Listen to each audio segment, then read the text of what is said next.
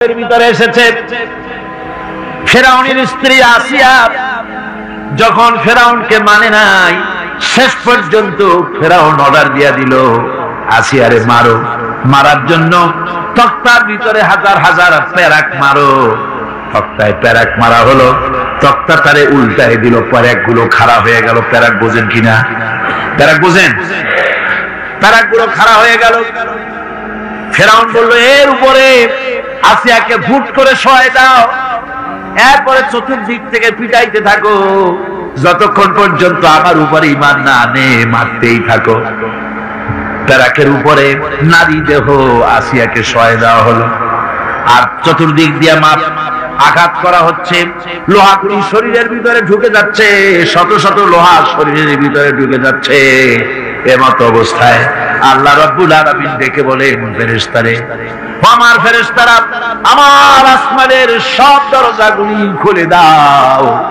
আমার আসিয়া মৃত্যুর আগে, প্রাণ বেরিয়ে যাওয়ার আগে আমার জান্নাতটা দেখে যেন প্রাণটা বেরিয়ে যায়। আল্লাহর এই রাস্তায় মানুষ জীবন দিতে কুণ্ঠা বোধ করে না যদি ঈমান বিল্লাহ, আল্লাহর প্রতি ঈমান মজবুত হয়ে যায়, তার জীবনের মোটেও পরোয়া হয় না। জীবন দিয়েছেন আল্লাহ, এই জীবন দিব, কাকে ফিরায় দেব?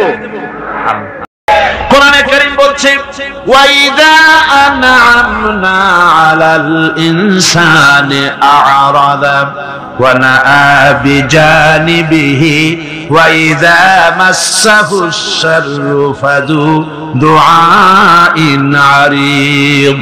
আল্লাহ রাব্বুল আলামিন বলেন, যখন আমি বান্দাকে নিয়ামত দেই, নিয়ামত পেলে পরে তখন সে পিঠ প্রদর্শন করে আমারে বুড়ো আঙ্গুল দেখায়, আর যখন বিপদ আসে তখন লম্বা চৌড়া দোয়া শুরু করে যায়। দেখেন না, যখন তুফান হয়, ঝড় হয়, টর্নেডো হয়, বরকি হয়, প্রচন্ড ঝড় এসেছে, এই ঝড়ের মোকাবেলায় কাঁদতে থাকে, আল্লাহ আমারে বাঁচাও, রক্ষা করো। আল্লাহ যদি দয়া করে মেহেরবানি করে ঘরটারে বাঁচাই দিল, তারপরে সকালবেলা কয় যে আমার বাবা বড় বুদ্ধিমান ছিলেন, পাকা শাল কাঠের খুঁটি দিছিলেন আর তাল গাছের চৌকাঠ দিছিলেন, নইলে কি ঘর টিকতো, যে ধাক্কা লাগছিল। আল্লাহ কয় দেখো বাঁচাইলাম আমি, কান্না আমার কাছে, আর এখন প্রশংসা করে তাল গাছের আর ওর বাপ। বিপদে পড়লে আল্লাহর কথা খুব মনে ওঠে, আর বিপদ যখন যায় আর মনে থাকে না। এক বেচারা তুফানের মধ্যে পড়ছিল, নদীর ঢেউ, প্রচন্ড ঢেউ, বলতেছে আল্লাহ কোন রকম রহম করে আমার একটু খাল পর্যন্ত নিয়ে দাও, তারপরে আমি যাইতে পারবো। বিপদ যখন আসে সে সময় আল্লাহর কথা খুব মনে পড়ে বান্দা, আর বিপদ যখন চলে যায় তখন আল্লাহকে বেমালুম মানুষেরা ভুলে যায়। এই জন্য তাওহীদের দাবি হচ্ছে মানুষ যেন শুকরগুজারকারী, কৃতজ্ঞতা স্বীকারকারী বান্দায় পরিণত হয়ে যাবে। সব জায়গায় শুকর করবে আল্লাহ। পানি খাবে, পানি পান করে বলবে আলহামদুলিল্লাহ, খানা খাবে বলবে আলহামদুলিল্লাহ, কোন একটা ভালো কাজ দেখবে বলবে আলহামদুলিল্লাহ। সমস্ত প্রশংসা হবে আল্লাহ রাব্বুল আলামিনের। কার হবে? আল্লাহ পাকের শুকরিয়া আদায় করতে হবে। সমস্ত ব্যাপারই শুকরিয়া, কৃতজ্ঞতা আল্লাহ। হযরতে মুসাকে ডেকে বললেন, মুসা রে, ভয় পাওয়ার কোনো কারণ নাই। প্রতিষ্ঠিত একটি সরকারের বিরুদ্ধে তোমাকে নামায় দিয়া ময়দানে তোমাকে আমি একা ছেড়ে দেই নাই। আমি আল্লাহ রাব্বুল আলামিন তোমার সাথে আছি। হাতের লাঠি ছেড়ে দাও। মুসা আলাইহিস সালাম লাঠি ছেড়ে দিলেন, লাঠি সাপ হয়ে গেল, হা করলো। জাদুকরদের তৈরি করা সমস্ত বাঘ, সিংহ, সাপ মুসা আলাইহিস সালামের লাঠি মার্কা সাপের পেটের মধ্যে গিয়া ঢুকলো। এটা ছিল মুসা আলাইহিস সালামের মুজিজা। হযরত দাউদ আলাইহিস সালামের মুজিজা ছিল, আল্লাহ রাব্বুল আলামিন তাকে মুজিজা দিয়েছিলেন, গলার সুন্দর আওয়াজ দিয়েছিলেন। তিনি যখন জাব্বুর শরীফ তেলাওয়াত করতেন, উড়ন্ত পাখিরা ওড়া বন্ধ করে চতুর্দিকে বসে আল্লাহর কালাম শুনতো। তিনি লোহা দিয়ে অস্ত্র তৈরি করতেন। অস্ত্র বানাবার সময় আগুন দিয়ে লোহা পোড়ায় অস্ত্র বানাতে হয়। দাউদ আলাইহিস সালামের তার প্রয়োজন ছিল না। তিনি যখন লোহা হাতির ভিতরে নিয়ে চাপ দিতেন, লোহা পানি হয়ে আঙ্গুলের ফাঁক দিয়ে গলে পড়ে যেত। এটা ছিল তার মুজিজা। হযরত সুলাইমান, আল্লাহ রাব্বুল আলামিন তাকে মুজিজা দান করলেন। কোরআনে কারীমের ভিতরে রব্বুল আলামিন বলেন, হযরত সুলাইমান আলাইহিস সালাম সকাল বেলায় বিনা মেশিনে, বিনা ইঞ্জিনে তক্তার উপরে বসে যেতেন। তক্তা 1 মাসের পথ অতিক্রম করত। আবার সন্ধ্যাবেলায় বসতেন, এই তক্তা আর 1 মাসের পথ অতিক্রম করে যেত। ঈসা আলাইহিস সালামের মুজিজা ছিল জন্মান্ধের চোখের উপরে হাত বুলিয়ে দিতেন, সঙ্গে সঙ্গে চোখ ভালো হয়ে যেত। কুষ্ঠব্যাধিগ্রস্ত লোকের গায়ে হাত বুলাতেন, সঙ্গে সঙ্গে কুষ্ঠব্যাধি ভালো হয়ে যেত। এই হলো তাদের মুজিজা। পয়গম্বরেরা বিদায় হয়ে গেলেন, মুজিজা বিদায় হয়ে গেল। দাউদ আলাইহিস সালাম বিদায় হলেন, মুজিজার সাথে নিয়ে গেলেন। তার উম্মতেরা ওই লোহাগুলি আর কেউ গলাতে পারে নাই, আজও কেউ গলাতে পারে না, হাত দিয়া চেপে ধরে। সুলাইমান আলাইহিস সালাম দুনিয়া থেকে বিদায় হয়ে গেছেন, মুজিজা নিয়ে কবরে চলে গেছেন। আজ আর তার অনুসারীরা অথবা দুনিয়ার কোন মানুষ বিনা ইঞ্জিনে তক্তায় বসে আর হাওয়ায় উঠতে পারবে না। মুসা আলাইহিস সালাম বিদায় হলেন, লাঠির মুজিজা চলে গেল। তার উম্মতেরা, তার অনুসারীরা কিয়ামত পর্যন্ত যদি 1000-12 চেষ্টা চালায়, লাঠিকে আর কোনোদিন সাপে পরিণত করতে পারবে না। ঈসা আলাইহিস সালাম আল্লাহ রাব্বুল আলামিন তাকে উঠায় নিলেন, মুজিজা তিনি সাথে নিয়ে গেলেন। আজ তার কোটি কোটি শত শত কোটি উম্মতেরা দুনিয়ায় যারা তার উম্মত দাবি করে, খ্রিস্টানেরা হাজারো যদি চেষ্টা চালায়, তবুও জন্মান্ধের চোখের উপরে হাত বুলিয়ে চোখ আর ভালো করতে পারবে না। কুষ্ঠব্যাধিগ্রস্ত লোকের গায়ে হাত বুলিয়ে কুষ্ঠব্যাধি ভালো করতে পারবে না।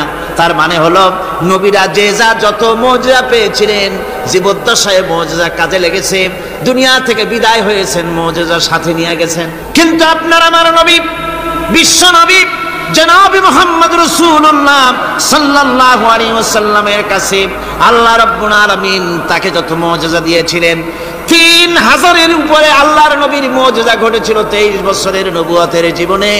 তার মধ্যে শ্রেষ্ঠ মুজিজা হতেছে কোরআন মাজিদ।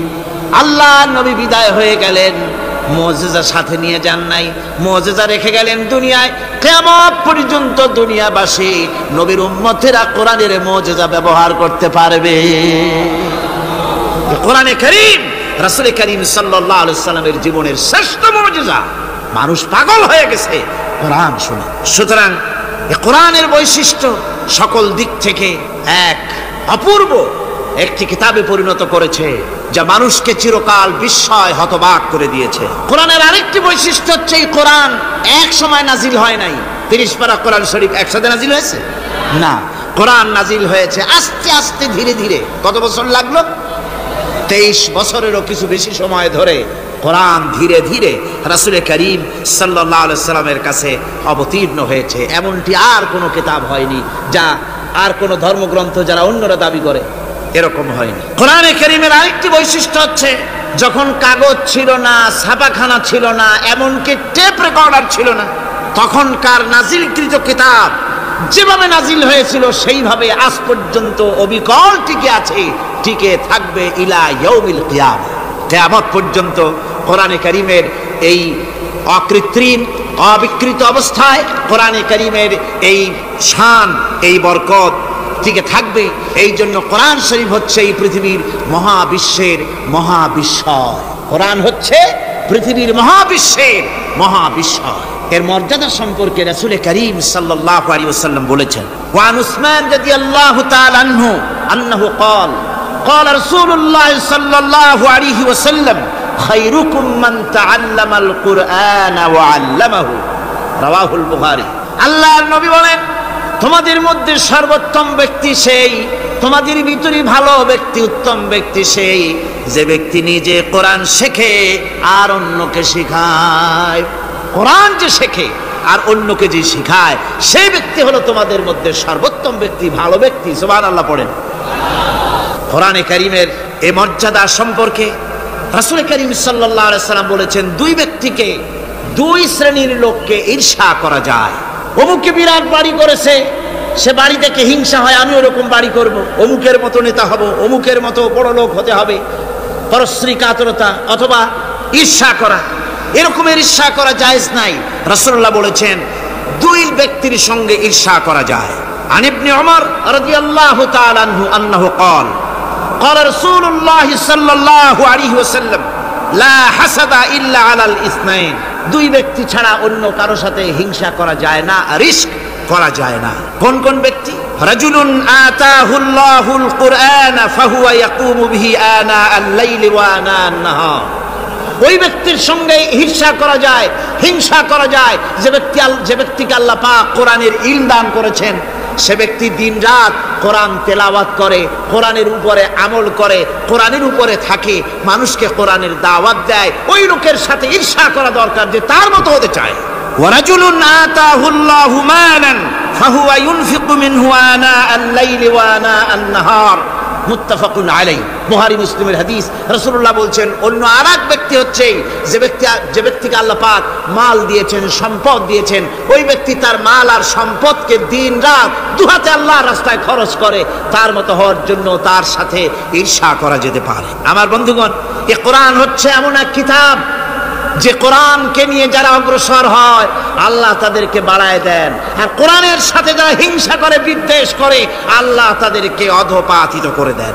আন ওমর ইবনুল খাত্তাব রাদিয়াল্লাহু তাআলা আনহু আন্নাহু قال قال رسول الله صلى الله عليه وسلم ان الله يرفع بهذا الكتاب اقواما ويضع به آخرين رواه مسلم। হযরত ওমর রাদিয়াল্লাহু তাআলা আনহু বলছেন যে আল্লাহ পাক এই কোরআনের সাহায্যে এক শ্রেণীর লোককে প্রতিষ্ঠিত করবেন দুনিয়ার বুকে, এবং আখিরাতেও আর এক শ্রেণীর লোককে করবেন অধঃপাতিত।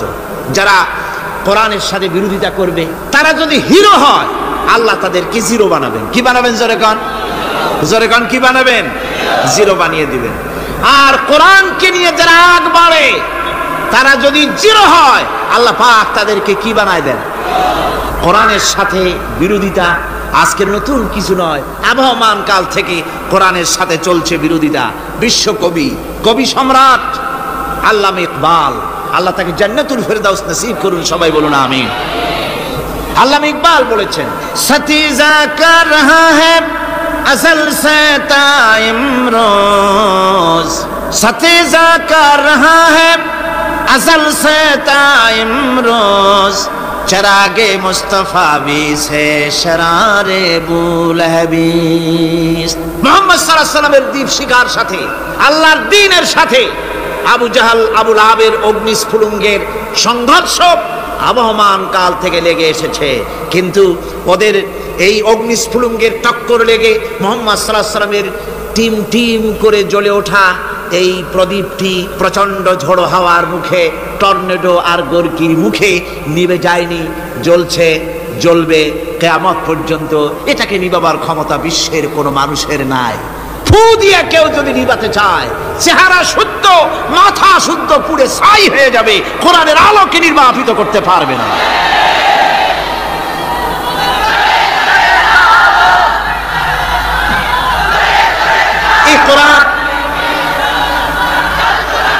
এই কোরআন যার সিনার ভিতরে থাকে, যার সিনার মধ্যে থাকে, সে হয় সমৃদ্ধ, আর যার সিনার মধ্যে থাকে না সে হয় সবচাইতে ফকির আর এতিম। আল্লাহর নবী বলেছেন, ইন্নাল্লাযী লাইসা ফি জাওফিহি শাইউম মিনাল কুরআনি কাল বাইতিল খারিব। যেই দেহের ভিতরে কোরআন নাই, যেই দেহের ভিতরে, যেই সিনার ভিতরে কোরআন নাই, ওই মানুষটা হতেছে একটা সাড়া বাড়ির মতো, একটা উজাড় বাড়ির মতো, বিরান বাড়ির মতো। বিরান বাড়িতে কি থাকে? সাড়া বাড়িতে কি থাকে? কি কয়? না না, ভূত কিসের? খামোখাই ভয় পান আপনারা। ভূত বলে কিছু না। হ্যাঁ, শয়তান থাকে, জেল থাকে, তারপরে ওর মধ্যে আর কি থাকে? উতুম পেঁচা থাকে, ইঁদুর থাকে, তেলাপোকা থাকে, উই পোকা থাকে, বাঁদর থাকে, উল্লুক থাকে, সাপ থাকে। রাসূলুল্লাহর কথা দেখেন, কি সুন্দর কথা। সুবহানাল্লাহ, সুবহানাল্লাহ। যে দেহের ভিতরে কোরআন নাই, সারা বাড়িতে যা থাকে, পুরো বাড়িতে যা থাকে, বিরান বাড়িতে যা থাকে, যে দেহে কোরআন নাই সেই দেহের মধ্যে তাই থাকে। আজ দেখুন বাংলাদেশের শিক্ষাঙ্গনে, কলেজ, ইউনিভার্সিটিগুলিতে কোরআন পড়ানো হয় না। বলেন ঠিক কিনা? আমাদের বিশ্ববিদ্যালয়গুলিতে কোরআন পড়ানো হয়, তাফসীর পড়ানো হয়, হাদিস পড়ানো হয়। হাদিস, কোরআন, আল্লাহর কালাম পড়ানো হয় না বলে অবস্থা কি হয়েছে? হাদিস থেকে মিলায় নেন, ইন্নাল্লাযী লাইসা ফি জাওফিহি শাইউম মিনাল কুরআনি কাল বাইতিল খারিব। কোরআন নাই তো সারা বাড়ি, কোরআন নাই তো কি আছে?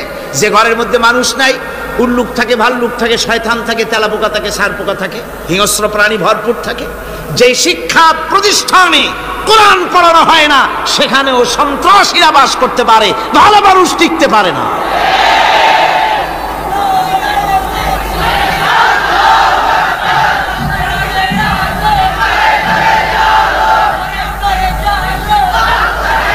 এই জন্য কোরআন যেখানে পড়া হয় না সেটা কবরের তুল্য, কোরআন যেখানে তেলাওয়াত হয় না সেটা কিসের তুল্য? কবরের তুল্য। আল্লাহর নবী বলেছেন, আনাবি হুরায়রা রাদিয়াল্লাহু তাআলা আনহু আন্নাহু ক্বাল ক্বালা রাসূলুল্লাহ সাল্লাল্লাহু আলাইহি ওয়াসাল্লাম লা তাজআলু বুয়ুতাকুম মাকাবির, রাওয়াহু মুসলিম। আল্লাহর নবী বলেন, তোমাদের ঘরগুলিকে তোমরা কবর বানায়ো না, অর্থাৎ যে ঘরের মধ্যে কোরআনে কারীম তেলাওয়াত হয় না সেটা কবরের সমতুল্য। কবরের সমতুল্য। আগে আমাদের ঘর সমূহে যখন ছোট ছিলাম তখন দেখতাম ঘরে ঘরে কোরআন তেলাওয়াত হতো, ঠিক না? প্রত্যেকটা ঘরের জানালা দিয়া সকালবেলায় আওয়াজ আসতো, আউযু বিল্লাহি মিনাশ শাইতানির রাজীম, বিসমিল্লাহির রাহমানির রহিম। তেলাওয়াতের আওয়াজ ভেসে আসতো। আজ আর এই অবস্থা নাই। আজ ভদ্রলোকের বাড়ির সামনে দিয়ে হেঁটে যাবেন, সকালবেলা কিসের তেলাওয়াত? জনমের ঘুম ঘুমায়, পাইকারি দরে ঘুমায়, ফজরের নামাজ নাই। শহরের অবস্থা, অধিকাংশ বাড়িতে ফজরের নামাজ হয় না। ডিসেন্টিনার মাধ্যমে, আগে তো ছিল শুধু বাংলাদেশের ছবি, ডিসেন্টিনার মাধ্যমে সারা পৃথিবীর শয়তানি আর বদমাশি ঘরে বসে গেলা যায়। উপকারিতা এবং অপকারিতা দুটোই আছে।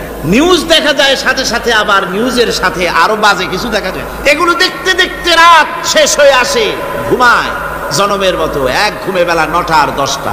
কিসের ফজরের নামাজ আর কি এর কোরআন শরীফ তেলাওয়াত করে? এরপরে উঠলো 9টা 10টার সময়, উঠে তারপরে গানের মাস্টার এসে গেছে। তখন ইতিমধ্যেই গানের মাস্টার এসে গেছেন। কি দুর্ভাগ্যজনক সত্য কথা, ইংরেজি যে টিচার পড়ান, অঙ্ক যে টিচার করান, সপ্তাহে 3 ঘন্টা পড়াবেন, বেতন 2500 টাকা।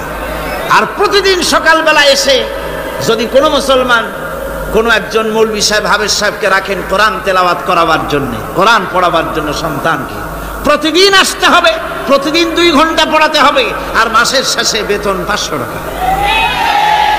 কোরআনে কারীমের সাথে এই আচরণ। ও, আমি বেশি বলে ফেলেছি। যাদের অভিজ্ঞতা আছে তারা বলছেন 200 টাকা। এরপরে অঙ্ক ইংরেজি তো কাজে লাগে, ভালো কথা। তারপরে গানের মাস্টার আসছেন, তিনি শেখাবেন কি? রবীন্দ্রসঙ্গীতের প্যানপ্যানানি, যা শুনলে পরে কানে ময়লা জমে যেতে পারে, যে গান শুনলে জীবিত মানুষ মৃত্যু হয়ে যায়। নজরুলের কথা শেখানো হবে না, তাহলে সেটা হবে সাম্প্রদায়িকতা। গানের মাস্টারকে, নাচের মাস্টারকে 5000 টাকা, 10,000 টাকা পর্যন্ত বেতন দেওয়া হয়। এ জাতির জন্য আল্লাহর রহমত কেমনে আসবে? কি কারণে আসবে? কোরআনের সাথে এই বেয়াদবি আমরা করেছি। ঘরগুলিকে, আজকে আমাদের ঘরগুলিকে আমরা কবরস্থানে পরিণত করে দিয়েছি। কোরআন তেলাওয়াত হচ্ছে না। আমার বন্ধুগণ, কোরআন তেলাওয়াত করুন, বেশি বেশি তেলাওয়াত করুন, ঘরকে জীবিত করুন, সন্তানকে তেলাওয়াত করান, আপনি নিজেও তেলাওয়াত করুন। কোরআনে কারীম যারা তেলাওয়াত করবেন তাদের সম্পর্কে আল্লাহর নবী বলেন, মান ক্বারাআল কুরআনা ফাস্তাযহারাহু ফাহাল্লা হালালাহু ওয়া হাররামা হারামাহু আদখালাহুল্লাহুল জান্নাহ।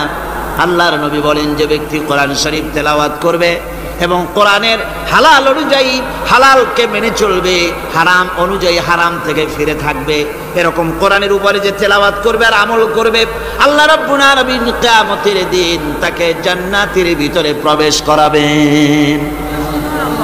শুধু বেহেশতে যাবে না, ওয়া সাফাহু ফি আশরাতিন মিন আহলি বাইতিহি কুল্লুহুম কাদ ওয়াজাবাত লাহুন নার।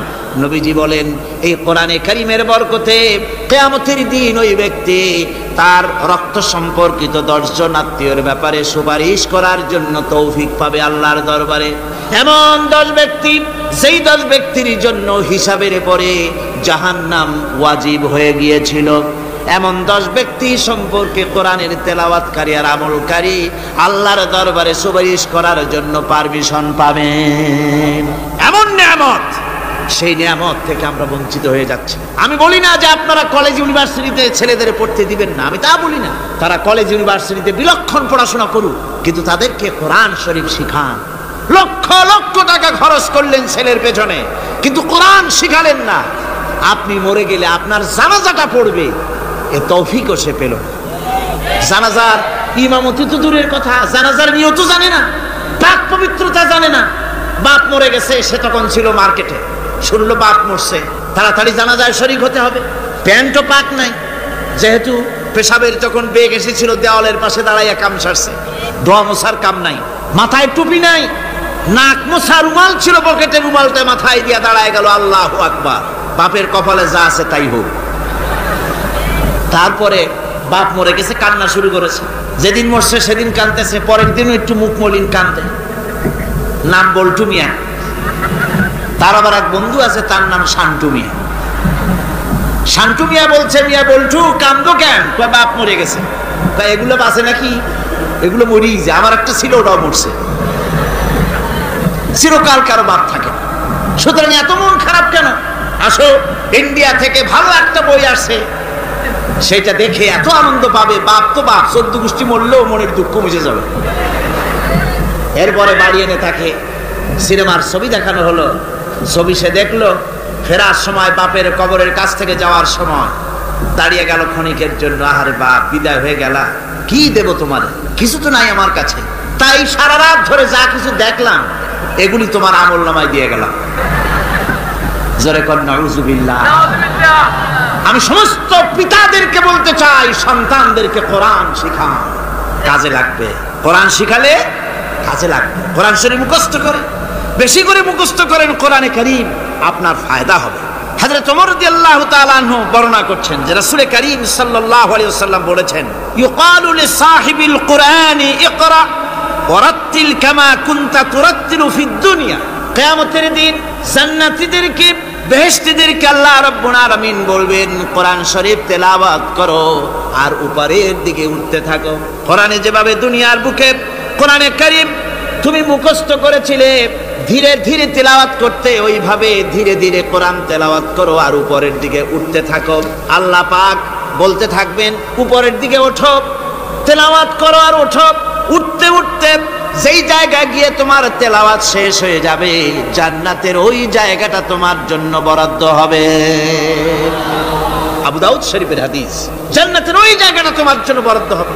এখন যাদের শুধু সূরা ইখলাস আর সূরা কাউসার মুখস্থ, তারা তো 2 পা আগাই বসে যাবে, উঠতে পারবেন না। বেশি বেশি মুখস্থ করেন, হাফেজ কোরআন হন অথবা হাফেজের মতো হন। বেশি বেশি মুখস্থ করেন সূরা ইয়াসিন, সূরা দুখান, সূরা আর রহমান, সূরা ওয়াকিয়া, সূরা মুজাম্মিল, এই সমস্ত সূরা, বেশি সূরা আল আরাফ, সূরা কাহাফ, সূরা মারিয়াম ইত্যাদি মুখস্থ করেন। কিয়ামতের দিন কাজে লাগবে। জান্নাতের অত উঁচায় উঠতে পারবেন। হাফেজ যে কোন জায়গায় যাবে, সুবহানাল্লাহি ওয়া বিহামদিহি। 30 পারা কোরআন যার সিনার ভিতরে, জান্নাতের কোন জায়গাটা আল্লাহ তাকে বরাদ্দ করবেন। সুবহানাল্লাহ, সুবহানাল্লাহ। কোরআনে কারীমকে মুখস্থ করুন, বেশি করে মুখস্থ করুন। কোরআনে কারীমকে বেশি করে তেলাওয়াত করুন। এই কোরআনে কারীমকে যারা বেশি করে তেলাওয়াত করবে, তেলাওয়াত করতে গিয়ে যারা আল্লাহর কাছে কিছু চাওয়ার সময় পাবে না, তাদের সম্পর্কে রাসূল কারীম সাল্লাল্লাহু আলাইহি ওয়াসাল্লাম বলেছেন, হাদিসে কুদসি, হাদিসে কুদসি রাসূল কারীম সাল্লাল্লাহু আলাইহি ওয়াসাল্লাম বলেছেন, ইয়াকুলু রাব তাবারাকা ওয়া তাআলা মান শাগালাহুল কুরআন আন যিকরি মাসআলাতি আতাইতুহু আফজালা মা উতিয়া সাইলি। আল্লাহর নবী বলেন, আমার আল্লাহ পাক বলেছেন, কোরআন তেলাওয়াত করতে গিয়ে যারা ব্যস্ত থাকে, কোরআন তেলাওয়াত করতে করতে যারা আমার কাছে হাত পেতে কিছু চাওয়ার সময় পায় না, যারা আমার কাছে হাত পেতে কিছু চায়, তাদের থেকে তেলাওয়াতকারীদেরকে আমি রব্বুল আলামিন বেশি করে দেই। জোরে বলেন সুবহানাল্লাহ। কোরআন তেলাওয়াত করতে করতে যারা আল্লাহর কাছে হাত পেতে চাওয়ার সময় পায় না, আল্লাহ পাক বলেন যারা চায় তাদের থেকে তেলাওয়াতকারীকে আমি বেশি দেই। আমার বন্ধুগণ, শুধু তাই নয়, এ কোরআনে কারীম যারা তেলাওয়াত করবে, আমল করবে, কিয়ামতের দিন তার মা বাপের মাথার উপরে আল্লাহ রাব্বুল আলামিন, আবু দাউদ শরীফের হাদিসে এসেছে, তার মা বাপের মাথার উপরে নূরের টুপি পরিধান করানো হবে। এমন নূরের টুপি, এমন নূরের তাজ পরানো হবে, চন্দ্র সূর্যের আলোকে ম্লান করে দেবে। হাসরবাসীরা প্রশ্ন করবেন, এ লোকটি কে? কোন ফেরেশতা নাকি বলে না, কোন নবী নাকি বলে না, তবে কি ইনি কে? জবাব হবে, ইনি হচ্ছেন সেই ব্যক্তি যিনি তার সন্তানদেরকে কোরআন শিখিয়েছিলেন। কোরআন শিখানোর কারণে আল্লাহ রাব্বুল আলামিন আজ তার মা বাপের মাথার উপরে নূরের টুপি পরিধান করে হাসরের ভিতরে মর্যাদা দিলেন। কিয়ামতের দিন দুনিয়া মর্যাদা পাওয়া যাবে, আখিরাতেও মর্যাদা পাওয়া যাবে যদি কোরআনে কারীমকে তেলাওয়াত করা যায়, আমল করা যায়, বোঝা যায়, তাহলে এই সমস্ত নিয়ামত আল্লাহ পাক দান করবেন। সুতরাং এই এত বড় নিয়ামত থেকে আমরা যেন কেউ বঞ্চিত হয়ে না যায়। কোরআন হচ্ছে এমন এক কিতাব যার তাফসীর লেখা হয় নাই। পৃথিবীতে এমন কোনো ভাষা নাই, পৃথিবীর উল্লেখযোগ্য সবগুলি ভাষায় কোরআনে কারীমের তাফসীর লেখা হয়েছে, কিন্তু কোন মুফাসসির আজ পর্যন্ত কথা বলেন নাই যে আমি যে তাফসীর লিখছি এর চাইতে ভালো তাফসীর আর কেউ লিখতে পারেও না আর পারবেও না, এটা শেষ, আর তাফসীর লেখা লাগবে না। এ কথা কেউ বলতে পেরেছে?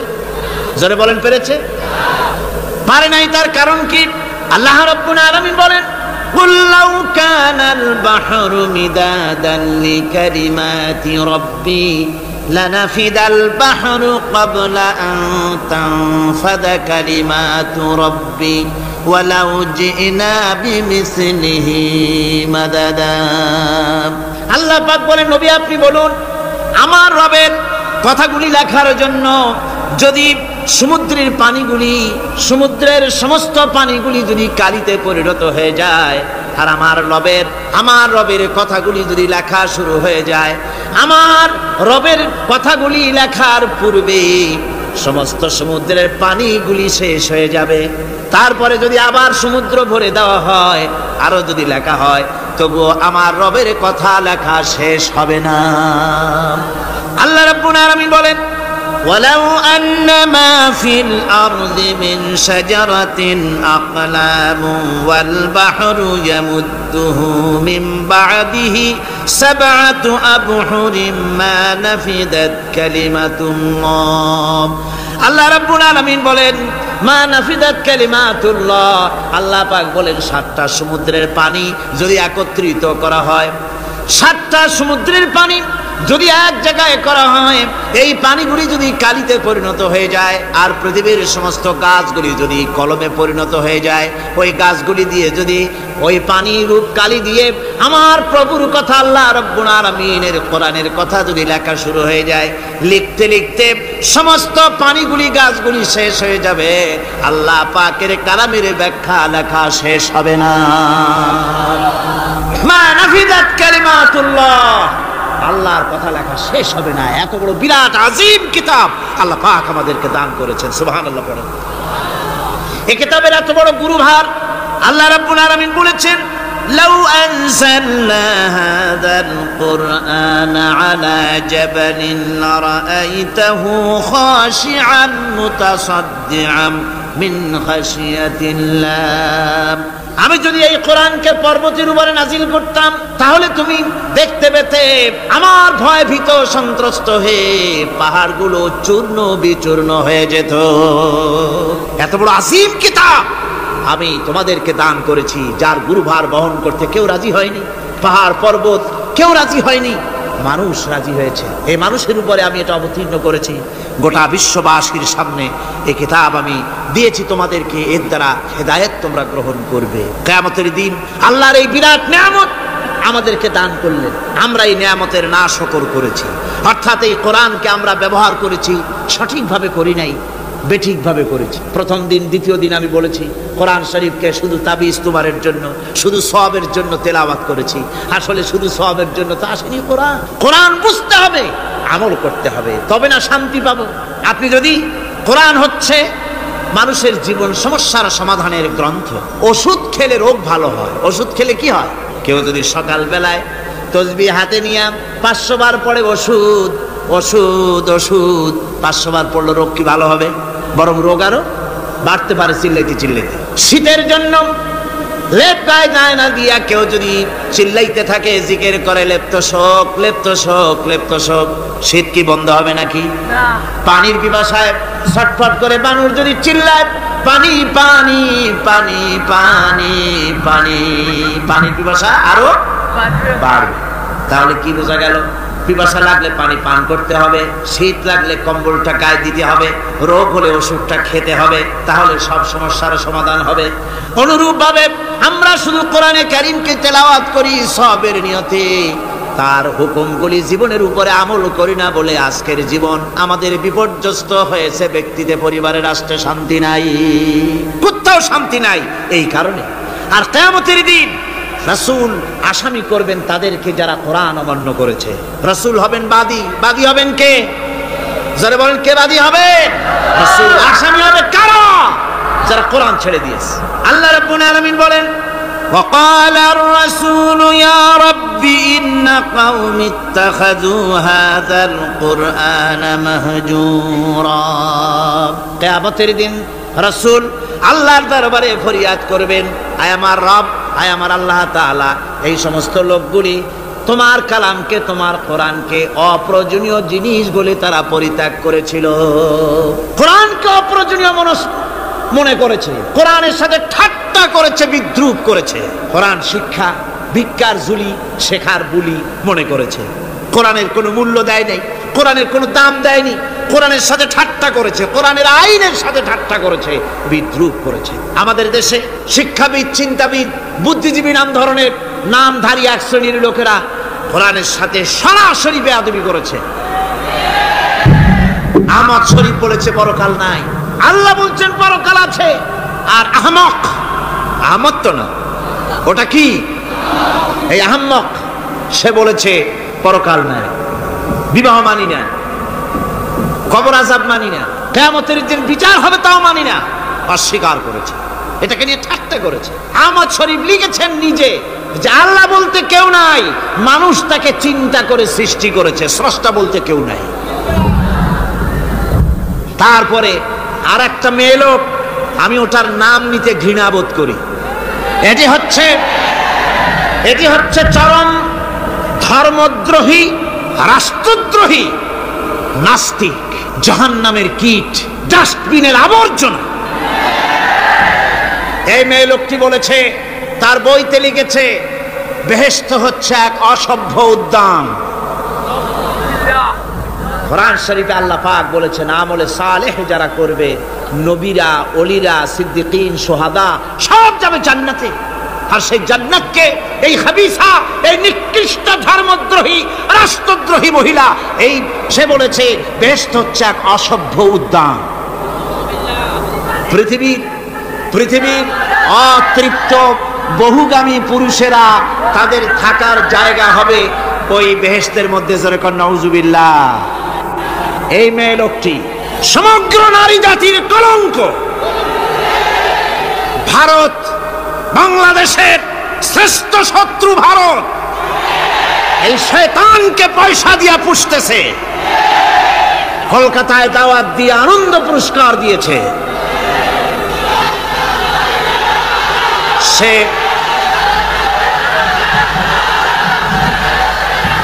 তার বইয়ের মধ্যে, কত বড় নির্লজ্জই মেয়ে, বইয়ের মধ্যে লিখছে, বাসে বসে আমি যখন দেখি ছেলেরা পেশাব করার জন্য বাস থামলি বাসের থেকে নেমে দেওয়ালের পাশে গিয়ে প্যান্টের বোতাম খুলে পেশাব করে, আর মেয়েরা চুপ করে বসে থেকে পেশাবের যন্ত্রণা নিয়ে কষ্ট পায়, আমি আনন্দ পাবো সেই দিন যেদিন মেয়েরাও বাস থেকে নেমে দেওয়ালের পাশে দাঁড়িয়ে পেশাব করতে পারবে। এটা কি একটা মানুষ? অসভ্য জানোয়ার একে জন্ম দিয়েছে, আল্লাহই ভালো জানে। আমার বন্ধুগণ, তার অসভ্যতার শেষ নাই। কোরআন নিয়ে ঠাট্টা করেছে, বলেছে আমার মা রাতের বেলায় ঝুলে ঝুলে সূরা ইয়াসিন পড়ে, আমি চিন্তা করি যে কত বাজে কাম করতেছে সে। বলছে আল্লাহ পাক কোরআনের মধ্যে পুরুষকে বেহেশতের হুরিদের কাঁচা মাংসের লোভ দেখাইয়া, মদ খাওয়াবার লোভ দেখিয়ে তাদেরকে নামাজ রোজা করার জন্য বাধ্য করতেছে। বেহেশতে কি শরাব, বেহেশতে কি মদ পান করানো হবে? না, বেহেশতে মদ পান করানো হবে না। মদ তো নাপাক জিনিস। আল্লাহ পাক বলছেন বেহেশতে পান করানো হবে। ওয়াসাকাহুম রাব্বুহুম শারাবান তাহুরা। জান্নাতের ভিতরে আল্লাহ পাক শরাবে তাহুর পান করাবেন, যেটা নিজেও পাক এবং যে পান করবে সেও পবিত্র হয়ে যাবে। সুবহানাল্লাহ। সুতরাং এই কোরআন নিয়ে ঠাট্টা বিদ্রুপ যারা করেছে, কিয়ামতের দিন আল্লাহর দরবারে তাদেরকে উঠতে হবে, আজ হোক কাল। আমি জানি না বাংলাদেশ সরকার ভারতের ভয়ের চোটে এই মেয়ে লোককে পুলিশ প্রহারা দিয়া পুষতেছে নাকি আমার বুঝে আসে না। বাংলাদেশ সরকারের পররাষ্ট্র মন্ত্রণালয় রীতিমতো আসামির কাঠগড়ায় দাঁড়িয়ে বিবৃতি দিয়েছেন এবং তাকে পুলিশ প্রহরার ভিতরে রেখেছে। বাংলাদেশের দণ্ডবিধি অনুযায়ী ওর তো ফাঁসি হয়ে যাওয়া উচিত। কোরআনের বিরুদ্ধে কথা বলেছে, আল্লাহর কোরআন নিয়ে ঠাট্টা করেছে। আমার বন্ধুগণ, কিয়ামতের দিন যখন এরা উপস্থিত হবে আল্লাহর দরবারে, আল্লাহ রাব্বুল আলামিন কোরআনের সাথে যারা ঠাট্টা করেছে, বিদ্রুপ করেছে, কোরআনের আইনকে নিয়ে যারা ঠাট্টা বিদ্রুপ মজাক উড়াইছে, কিয়ামতের দিন তাদেরকে বলা হবে ওয়াকিলাল ইয়াউমা নানসাকুম কামা নাসিতুম লিকা ইয়াউমিকুম হাদা। কিয়ামতের দিন আল্লাহ রাব্বুল আলামিন কোরআনের ঠাট্টাকারী, কোরআনের বিদ্রুপকারী, কোরআনের আইনের অমান্যকারীদেরকে বলবেন আমি আজকে তোমাদের ভুলে গেলাম, যেমন করে তোমরা এই দিনে আমার সঙ্গে সাক্ষাৎকারের কথা ভুলে গিয়েছিলে। তোমরা যেমন আমার আজকের এই কিয়ামতের দিনের কথা যারা ভুলে গিয়েছিলে, আজকে আমিও তোমাদেরকে ভুলে গেলাম। এরপরে কি হবে? ওয়ামা ওয়াকুমুন নার ওয়া মা লাকুম মিন নাসিরিন। আল্লাহ পাক বলেন এরপরে এদের জায়গা হবে জাহান্নাম, আর এদের সাহায্যকারীও কেউ থাকবে না, জাহান্নামে চিরকাল থাকতে হবে। এটা এই জন্যে যে তারা আল্লাহর কোরআনের সঙ্গে ঠাট্টা করেছে, বিদ্রুপ করেছে, কোরআনের আইন মানে নাই, কোরআনের আইনকে অমান্য করে চলেছে। এই জন্য কিয়ামতের দিন আল্লাহ রাব্বুল আলামিন তাদেরকে শাস্তি প্রদান করবেন। কোরআন পৃথিবীর বুকে আল্লাহ নাজিল করেছেন, শুধু তেলাওয়াত করবেন ঝুলে ঝুলে, এই জন্য নয়। কি জন্য নাজিল হলো? এবার উদ্দেশ্য শুনুন। আল্লাহ পাক বলেন আর রহমান আল্লামাল কুরআন। আল্লাহ রাব্বুল আলামিন তিনি হলেন এমন দয়াবান, এমন রহমান, যিনি কোরআন শিখালেন। কি কারণে শিখালেন? কোরআন নাজিলের উদ্দেশ্য কি? আল্লাহ পাক বলেন ইন্না আনসালনা ইলাইকাল কিতাবা বিল হাক্কি লিতাহকুমা বাইনান নাসি বিমা আরাকাল্লাহ।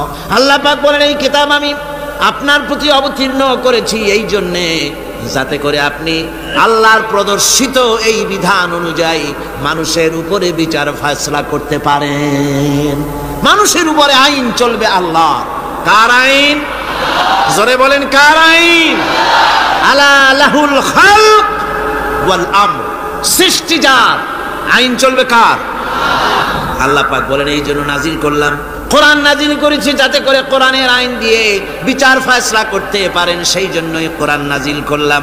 আসলে আল্লাহ নবীর এই পৃথিবীতে আগমনের উদ্দেশ্য ওটাই ছিল। হুয়াল্লাযী আরসালা রাসূলাহু বিল হুদা ওয়া দীনিল হক লিইয়ুযহিরাহু আলাদ-দীনি কুল্লিহি ওয়া কাফা বিল্লাহি শাহীদা। আল্লাহ রাব্বুল আলামিন বলেন আমি আমার রাসূলকে দ্বীনে হক, সত্যের বিধান সহকারে দুনিয়ায় প্রেরণ করেছি। লিইয়ুযহিরাহু আলাদ-দীনি কুল্লিহি, আয় লিইয়ুগলিবাহু আলা সাইরিল আদিয়ান। সমস্ত আদিয়ানে বাতিলের উপরে আমার দিনকে বিজয়ী করে দেওয়ার জন্য আমি রাসূলের কাছে কিতাব সহকারে তাকে অবতীর্ণ করেছি। এ দায়িত্ব শুধু মুহাম্মদ সাল্লাল্লাহু আলাইহি ওয়াসাল্লামের ছিল না, দুনিয়ার উপরে আল্লাহর দিন কায়েম করা, আল্লাহর বিধান অনুযায়ী মানুষের বিচার ফয়সালার দায়িত্ব শুধু মুহাম্মদ সাল্লাল্লাহু আলাইহি ওয়াসাল্লামের ছিল না, সমস্ত নবীদের ছিল। কাদের ছিল? সব নবীদের ছিল। ফাবাসাল্লাহুন নাবিয়্যিনা মুবাশশিরিনা মুনযিরিন ওয়া আনসালা মাআহুমুল কিতাবা বিল হাক্কি লিয়াহকুমা বাইনান নাস। আল্লাহ পাক বলেন সমস্ত নবীদের কাছে আমি কিতাব অবতীর্ণ করেছি এই জন্য যে তারা সহজ এবং সোজা পথে যারা চলতে চায় তাদেরকে তিনি সুসংবাদ দিবেন, আর বাঁকা পথে যারা চলবে তাদেরকে তিনি জাহান্নামের ভীতি প্রদর্শন করবেন। আর আমি তার উপরে যে কিতাব অবতীর্ণ করেছি, এই কিতাব দিয়ে জনগণের উপরে বিচার ফয়সলা করবে, আইন চলবে আল্লাহর কিতাব দিয়ে। আইন চলবে কি দিয়ে? আল্লাহর কিতাব দিয়ে। আল্লাহর কিতাব অনুযায়ী জনগণকে পরিচালিত করবেন। এই জন্য আমি এই কোরআনকে নাজিল করেছি, অতীত এই কিতাবগুলি নাজিল করেছি। قل يا أيها الناس قد جاءكم الحق من ربكم। আল্লাহ পাক বলেন, নবী আপনি বলে দেন, আপনি বলুন, হে মানব সকল, আল্লাহর পক্ষ থেকে তোমাদের জন্য মহাসত্য এসেছে। এই মহাসত্য যদি অনুসরণ করো তোমাদের জন্য কল্যাণকর হবে। ওমান দাল্লা ফাইন্নামা ইয়াদুল্লু আলাইহা। আর যদি কোরআনকে অমান্য করো, আল্লাহর কিতাবকে অমান্য করো, তাহলে তোমাদের জন্য অকল্যাণ হবে। আজ আপনারা বলেন, আল্লাহর কিতাবের আইন কি আমাদের দেশে চলে? কোরআনের আইন কি চলে? চলে না। কোরআনের আইন চলে না। আমরা কি খুব শান্তিতে আছি? খুব আরামে আছি? শ্রমিকরা তাদের শ্রমের মূল্য পায়, কৃষক তার উৎপাদিত পণ্যের সঠিক দাম পায়, নারী তার সতীত্বের মর্যাদা পায়। জনগণ কি আরামে ঘুমাতে পারে? না, জনগণ রীতিমতো দুবেলা পেট পুরে সমস্ত জনগণ খেতে পারে। এর একমাত্র কারণ হচ্ছে কোরআনের আইনকে অমান্য করা হয়েছে। ভালো করে কান পেতে শুনুন, আল্লাহ রাব্বুল আলামিন কোরআনে কারীমের মধ্যে পরিষ্কার করে বলেছেন, ওয়ামান লাম ইয়াহকুম বিমা আনজালাল্লাহু ফাউলাইকা হুমুল কাফিরুন। যারা নাকি আমার দেওয়া বিধান অনুযায়ী, কোরআন অনুযায়ী যারা বিচার ফয়সলা করে না, ফাউলাইকা হুমুল কাফিরুন, ফাউলাইকা হুমুজ জালিমুন, ফাউলাইকা হুমুল ফাসিকুন। যারা আমার দেওয়া বিধান অনুযায়ী বিচার ফয়সলা করে না, তারা কাফির, তারা জালিম, তারা ফাসিক। সুতরাং এর ভিতরে এই জুলমের মধ্যে জালিমদের অন্তর্গত, ফাসিকদের অন্তর্গত হয়ে বাংলাদেশের বহু মুসলমান, পৃথিবীর বহু এলাকার মুসলমান এর মধ্যে লিপ্ত হয়ে আছে। কোরআনের আইন চালু না করলে পরে, কোরআনের আইন না মানলে পরে জালিম হতে হবে, কাফির হতে হবে, ফাসিক হতে হবে। অর্থাৎ যতখানি না মানবেন ততখানি এই বিশেষণে বিভূষিত হতে হবে।